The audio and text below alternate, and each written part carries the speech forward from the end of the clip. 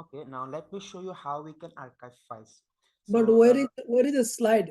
oh, Sir, can okay. you please go to the Oh, slide first? so should I freeze? Yes, Okay, no problem. yes, please. Okay.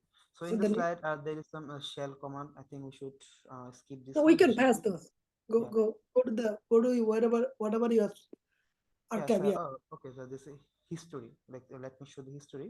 Actually, what the history does, it actually store all of the command that you use in a server of the project, everything. So let me just give you an example. Like if I use history in here, see right now I can see all of the command that I used in this project. Like in this tab, not in. If I use this tab, there will be another commas, like another list of commas. So by using this history, we can see all of the commands that we used in our project.